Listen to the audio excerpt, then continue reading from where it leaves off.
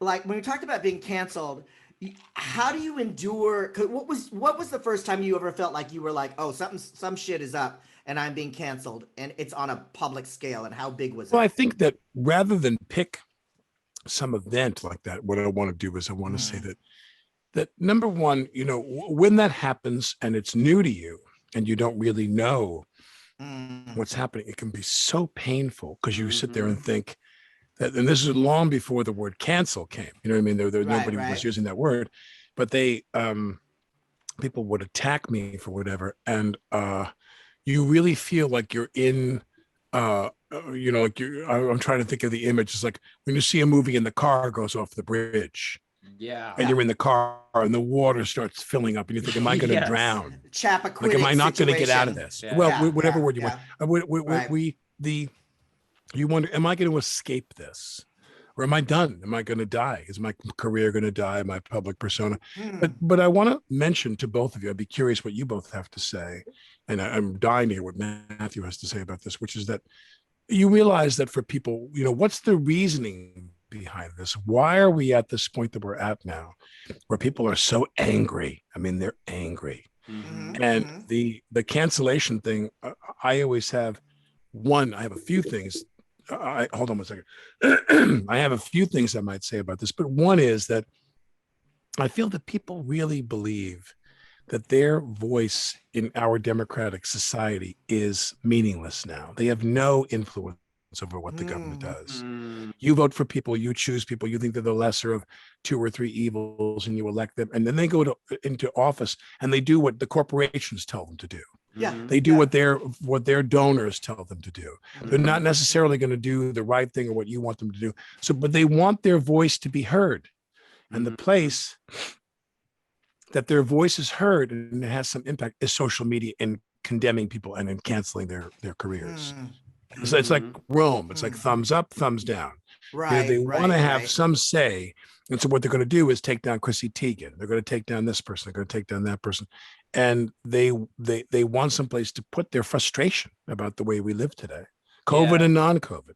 But I want to hear So, what you guys have to say about this. Matthew, would you Well, agree that the court of public opinion is like been formed in order for people to feel empowered? Like, yeah, yeah. absolutely. I think for sure, kind of as I was mentioning before, I think, social media and the internet it's given people an opportunity to be able to have a voice when maybe so many people have not had a voice. But the difference too, I think, is also that in real life, like, in person, you can kind of gauge off of people's, the way they're interacting with you or how they're presenting, like how much you're actually going to give credit to what they're saying or not, because you can kind of Right. maybe get a sense of mental well-being and Because it's a perspective. real conversation where you could read social cues, et cetera, and so forth. Yes, but Okay. online we're just kind of giving everything the same flat credit, and we give everybody the same voice, and then it just kind of fuels a fire, and it creates this mob mentality, and then collectively we're all just kind of hopping on board, and it just becomes.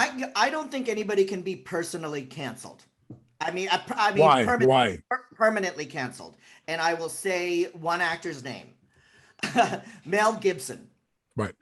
went on the Very, very good biggest example. Very good example. racist, anti-Semitic rant, and he's back opening films with Will Ferrell and Mhm. Marky Mark, and it doesn't seem to have permanently banished him. Right. Well, the thing that occurred to me recently was that when um when the whole thing happened with Lori Loughlin Hmm. and Felicity Huffman. Yes. Now, I'll speak only of Felicity Huffman, who I'm somebody who I admire her, and I thought, and I want to. There's 2 points I want to make here, and because of course there's the moment I opened my mouth, there was a predictable response to what I said. Oh. But I said I thought it was just tragic that she had to do any time in prison. I thought, what does that benefit anybody? Make her teach acting for 2 years for free at Cal State Northridge. Who cares if she has Right. to drive an hour to and from work twice a week for the entire year? In other words, Yes. where's the benefit to society? Prison costs us money. Sending them Right. to jail just costs us money. What does it do to her? Now, people came right back and they were like, hey, man, like on social media, they're very caustic.